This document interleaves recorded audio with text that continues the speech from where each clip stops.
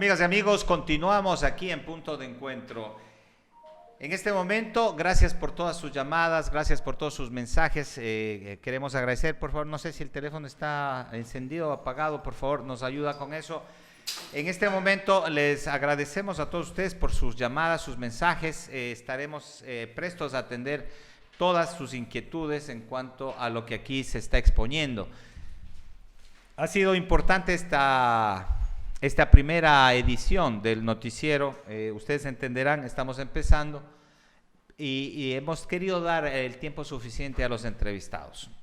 Yo creo que es importante no cuestionarnos por tiempo. A la final estamos en internet, no tenemos la presión de los medios sociales donde antes tenías que cuadrar a una hora exacta, pero lo importante es compartir conocimientos y compartir lo que la gente quiere escuchar. En este momento queremos darle la cordial bienvenida al doctor Carlos Salazar. Él es un médico local o de la localidad, a quien hemos invitado con el afán de que nos pueda explicar desde el punto de vista local cómo ha visto él el problema justamente que hemos analizado el día de hoy. El tema de, primero, la pandemia, cuánto afectó a la comunidad y, lógicamente, cómo se dieron los casos aquí en Galápagos y cómo vivió esta pandemia aquí en Galápagos. Doctor Salazar, buenos días. Gracias por estar con nosotros. Cuéntenos, usted como doctor, ¿cómo vio el tema cuando inició este contagio del virus COVID-19? Bueno, siguiendo todo lo que a nivel mundial, no a nivel local, exclusivamente se estaba dando. Primero que se estaban incinerando los cadáveres, los italianos vinieron y demostraron todo lo contrario, que había que estudiar los cadáveres. Entonces de ahí salieron nuevas pautas para el control a nivel mundial, inclusive servía como pauta para Ecuador, que ese no era el procedimiento adecuado. Se estaban quemando muchas pruebas, muchos diagnósticos, muchas oportunidades de estudio. Claro, y en este sentido, por cierto, aquí en las islas a tanta distancia, en la época más, o en el momento más álgido de la pandemia, ¿qué le decía a usted a la gente? Me imagino que le consultaban, le decían, oiga, me estoy muriendo, ¿qué hago? El temor. El temor, y el temor precisamente que venía de los mismos medios de comunicación y del mismo Estado, del mismo gobierno. Recuerdo que a la ministra Ocles, que decía, ya van 20, ya van 40, al siguiente día van 80 muertos, ya van 120. Solamente era la visión. Cifra, era solamente que seguía subiendo y no había sin cómo ninguna controlarlo. información. Por eso que yo me decía siempre, este tema tenía que haber sido manejado exclusivamente por médicos, porque el tema es de salud. Correcto. No por políticos. Así es. No por tecnócratas que vienen a repetirnos lo mismo que escuchan a nivel mundial. ¿Cuándo es que se deja o se empieza a permitir que los médicos manejen esta pandemia? A nivel mundial eso fue replicado, digamos. En todo lado solo se escuchaba información oficial, pero prácticamente los médicos no hablaban, no decían o no les dejaban decir. No les dejaban decir, porque prácticamente, inclusive aquí en el Ecuador y en nuestro medio, la voz oficial era la única que autorizada, pero sin criterio médico. Entonces los médicos quedaron supeditados a un último plano. Recién últimamente estoy ya viendo la presencia de médicos haciendo opinión sobre el tema de salud. Correcto. Y en este sentido, nuevamente, la visión local de cómo se enfrentaron los casos que ya se tenía COVID. A propósito, ¿usted tuvo COVID? ¿Se contagió sí, o no? Sí, obviamente. ¿Y cómo se pudo tratar a estas personas que en esos momentos pues no sabíamos cómo proyectarnos en cuanto a bueno, yo tengo chat de médicos, estoy permanentemente informado y inclusive hay médicos muy científicos en mis redes en donde estamos compartiendo, interactuando. Lejos de escuchar solamente una opinión de la voz del Ministerio de Salud que nos decía, cúrense con paracetamol y nada más. Ustedes han empezado a armar, digamos, tratamientos alternativos o utilizando qué cosas? ¿Cuándo se empezaron? Porque ya visto desde el otro lado, en la sociedad se empezó a usar la ivermectina, se empezó a usar ciertos montes. Sí, exactamente, o plantas medicinales que la gente o la argot popular busca con el afán de tratar de salir y no morir, obviamente. En primer lugar, yo veía bastante temor en la población. En general. Inclusive en los médicos. Obvio. En También se han muerto, muchos que, médicos se han muerto. Yo me recuerdo que habían pacientes que me llamaban familiares que habían familiares muertos aquí en la localidad. No había un solo médico para el levantamiento de cadáveres. Bueno, esa fue una triste realidad. Nadie quería acercarse. Un muerto era lo último. Ni siquiera la fuerza pública, es verdad. Sí. Hay un temor natural que le nace a uno y dice, bueno, ahí está el virus. ¿Y qué hacemos con él? Entonces la gente comenzó a desesperarse, que necesitaban el certificado de defunción. No había médicos que ¿Y qué se hacía en esos momentos? Ahí la policía, ¿le llamaron a alguien usted? por ahí me llamaban a la medianoche, a las 2 de la mañana. Usted era el que iba a levantar al muertito. Y tan el asunto era que uno tiene un certificado del INEC. Entonces tenía un muerto cada 6 años, cada 5 años. Ahora, en estos tiempos de pandemia, se me infló. Wow. Entonces dice, ¿qué pasa, doctor? ¿Se está muriendo la gente? No, es que es el único médico que está atendiendo la mortalidad en domicilio. Claro. Entonces, fue doloroso. ¿Usted cuántas, digamos, es penoso hablar de esto, pero cuántas defunciones atendió? Siquiera en unos 3 meses atendí como unas 12 personas. Wow, es altísimo, ¿no? Sí. Y tomando en cuenta ¿Pero que, por causa de COVID o también por otras enfermedades? La gente, todo era COVID.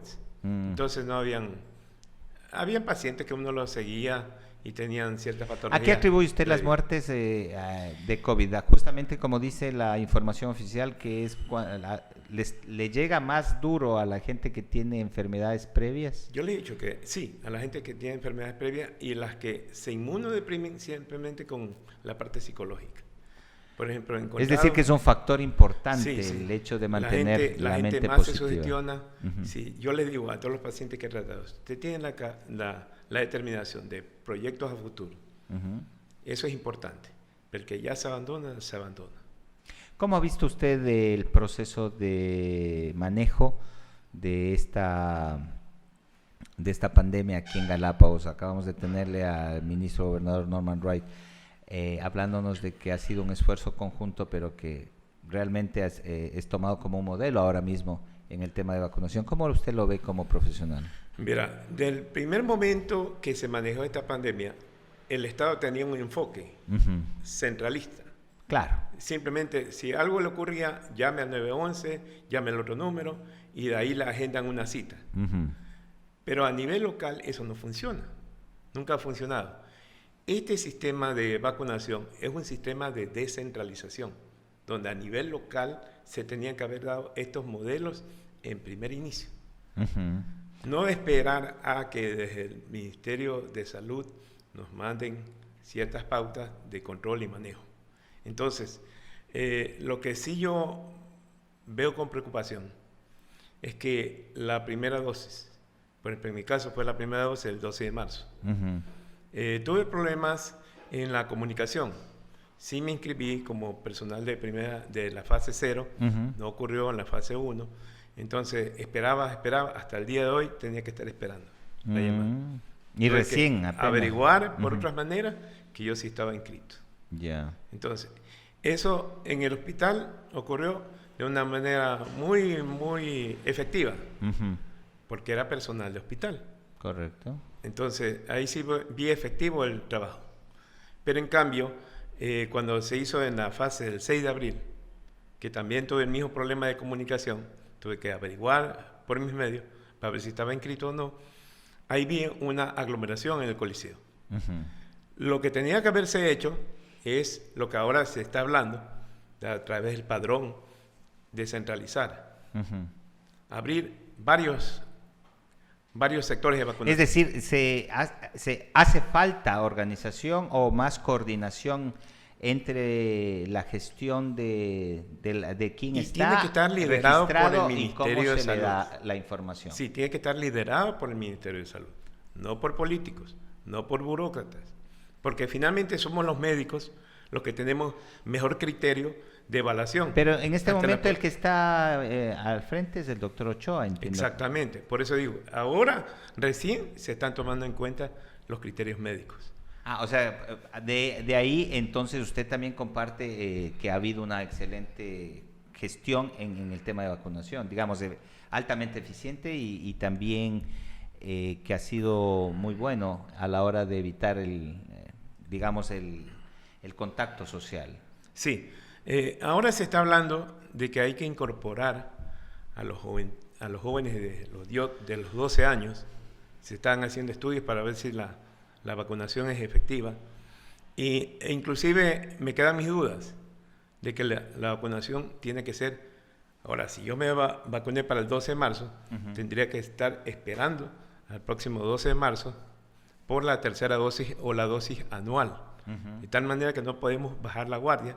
Correcto. Es decir, ya estoy vacunado, ya tengo mis 2 dosis y por lo tanto ya puedo hacer lo que me da la gana. Está el caso, por ejemplo, que en Nueva York, a partir del 19 de mayo, ya vienen a aperturar la mayoría de los locales. Pero la gente tiene que seguir manteniendo normas de sí, bioseguridad. La mascarilla y el distanciamiento adecuado. El distanciamiento. Doctor, yo creo que en este momento la población, pese a que está en su gran mayoría, como ya lo acaba de decir el doctor Ochoa y el ministro Wright, estamos prácticamente con el 95% de personas vacunadas. Sin embargo, hay un porcentaje mínimo que no está vacunado. ¿A qué se atribuye esto? ¿Por qué no llegamos al 100%? Bueno, hay que interactuar más con la población. ¿Ya? Lo que sí estamos haciendo es, por ejemplo, especificar en dónde están esos sitios de personas y explicarles, porque hay mucho temor. Es la gente que ha pensado de que me puedo convertir en zombie, que me va a matar la vacuna. Que van a poner un chip. Que vacuna de agua. Ajá, porque correcto. hasta el tema, recuerda de los Bucarán, que hasta se dudaba, dice, ¿qué me estarán poniendo agua? Correcto. Entonces hay muchas dudas, que precisamente los médicos somos los que tenemos que ser llamados a informar. Por ejemplo, la gente me decía, ¿usted se ha vacunado, doctor? Yo le digo, sí. Si usted se vacuna, me vacuno yo. O sea, correcto. Da hasta un sentido de seguridad. Yo creo que en este sentido hacen mucho mal el tema de las redes sociales, también los anuncios. Es cierto, hay cosas buenas, pero también hay otras cosas que le llevan a uno casi a dudar y demasiado por la expectativa que genera, ¿no? Muchos hablan de que ahí ya viene el sello de la bestia, porque ahí hay un microchip que nos va a hacer... Y aquí comparo con parte de la religión, ¿no? del Apocalipsis, dice, bueno, no podrás comprar ni vender si no tienes la marca de la bestia. Ajá. Bueno, hay cierta correlación que algunos me dicen. Por ejemplo, es cierto, si yo no me vacuno, yo que trabajo con el sector turístico, entonces no podré ser una persona contratable, indirectamente, no obligada, sino no seré contratable si no estoy vacunado. Bueno, claro, no ofrezco las seguridades al turista. Como lo ha manifestado el ministro Wright, no es que se va a exigir ese permiso. Sin embargo, lo que usted dice también es verdad. La persona que quiera contratar a una persona le va a exigir qué pasó con su vacuna. Y si no está vacunada, como que va a dudar más para contratarla. Y cuando hay miles de personas atrás de ese mismo puesto de trabajo. Correcto. Aquí en el tema de una vez que ya se ha vacunado toda la gente, ¿qué se espera a su criterio que deba pasar ahora en los próximos meses? Bueno, yo aspiro y he visto que el turismo ya va incrementándose, que se reactive la parte económica de la población, que ya tengan fuentes de trabajo y que ya exista un circulante. Porque ¿Y eso en qué tiempo se verá? Bueno, ya se va viendo cierto movimiento de la población.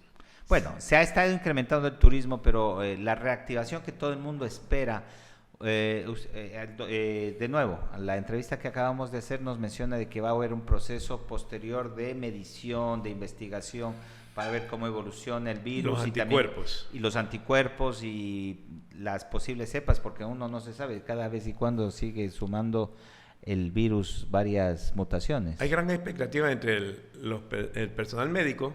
Yo personalmente quiero saber el porcentaje de inmunidad que tiene todos los pacientes para saber el control, si se va disminuyendo, si se va incrementando. Pero esas son medidas que van día a día. Son de laboratorio. Son de laboratorio. Son de laboratorio. Y de investigación. Y eso tiene un costo. Y eso tiene un costo. Que entiendo se está asumiendo por parte de las organizaciones de acá locales. La ventaja, creo yo, suprema es que en las islas, por la, digamos, mínima población que tienen, pues es un poquito más manejable que a nivel nacional. Esto no es ni un barrio de Quito o Guayaquil. Por supuesto. Por favor, entonces era más fácil poner de ejemplo Galápagos que otras ciudades grandes. Así es, y eso sin duda alguna somos ahora mismo en el mundo, y no solamente por estar vacunados, sino también por el proceso de vacunación. Hasta cierto punto es mejor ser que a algunas personas les ha dado ya la enfermedad, sin mayores repercusiones sintomáticas, sin mayor gravedad, tomando en cuenta que es un 5% de mortalidad a nivel mundial que se ha detectado en este virus. Entonces, es mejor que le haya dado cierta inmunidad a la población, que eso con la vacunación ya refuerza. Por supuesto. Ahora, la preocupación es ya inmunizar a la población joven, desde los 10, eso es lo desde que le los iba a 12 decir, años. porque el doctor Ochoa, por ejemplo, en la primera entrevista decía de que las personas que ahora mismo tienen 18, el próximo año van a tener 19, o sea, toda esta gente que no se vacunó hay que seguirla haciendo, porque es población todavía potencialmente Y es más, en riesgo. pensar desde los 12 años, porque es justo esa población la que no se la puede tener en un confinamiento. Usted sabe que la juventud siempre tiene que estar en la calle. ¿Por qué no se vacunan los niños ahora mismo? ¿Por falta de vacunas o es por el riesgo que implica? Todavía está en etapa experimental. Esto todavía no está autorizado a nivel mundial. Entonces es porque las investigaciones para las edades específicas todavía no son contundentes o concluyentes. Exacto, estamos en compás de espera. Se habla posiblemente de una tercera dosis, que es la que yo pienso que tiene que ser al próximo año. También aquí se evitaron las vacunas hacia las mujeres lactantes o que están gestantes. Es una población que queda desprotegida al momento, inclusive los que tienen un tiempo reciente que les ha dado el COVID, entonces eso no se los puede vacunar inmediatamente. Es una población flotante que tiene que ser considerada, tiene que ser registrada para ir puntualmente a esos sitios. ¿Qué pasa con las personas que tienen enfermedades preexistentes o que también tienen problemas cardíacos, en fin, que dicen que donde ahí hay un tema de riesgo de vacuna? Sí, hay personas, por ejemplo, me han dicho que tienen marcapasos. Correcto. Entonces, ¿y que no han recibido la vacuna? No han recibido, ¿van a poder hacerlo después? ¿O es solo el temor de ellos? No, sí pueden recibir, sino que el ministerio tiene que ya tomar en cuenta estos casos para hacer personalificado el tema, ir a ubicar estos sitios, porque estas personas están en riesgo. También se quedan en riesgo. ¿Qué pasa con el tema del efecto rebaño? Que yo escucho mucho y se ha hablado, por ejemplo, como le decía el doctor Ochoa hace pocos instantes, el tema de que ya cuando se inmuniza a una gran cantidad de población, pues el efecto rebaño ya hace que el virus no mute, no se genere, en fin. Bueno, eso todavía está en estudio. Veamos el caso de Floriana. Floriana se jactaban que tenían 0 casos. Correcto. Pero basta con que le llegue más que sea en este papel que yo envío de aquí a Floriana, y esto ya está contaminado. ¿Ya hay contagios en Floriana? Entonces, eso tiene que llegar porque tiene que llegar. Bueno, pero hasta el momento no se ha dado un caso en Floriana. Yo entiendo que están en esa fase de investigación. No tengo datos claros. Agradezco sus palabras, doctor, y sobre todo sus comentarios. Queríamos la posición de un médico local y, como usted bien dice, médico en funciones, quien diga cómo ha estado y cómo se ha vivido esta etapa del virus del COVID-19 aquí en la localidad. Y qué bueno que aquí no haya habido tantas muertes y respetando los decesos que son lamentables para todas las familias y que se han llevado muchos amigos y conocidos nuestros en cada una de las islas.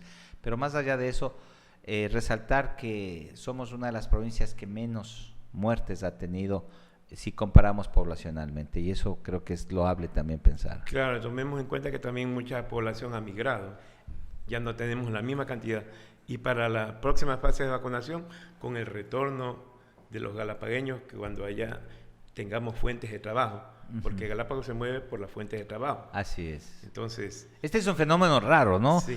Es cierto, también hay que decir que hay mucha gente que emigró, sobre todo niños o sea, familias con niños, porque me imagino la educación también pensaban en eso, y prácticamente aquí ese número de habitantes retornará en algún momento cuando Galápagos se reactive completamente.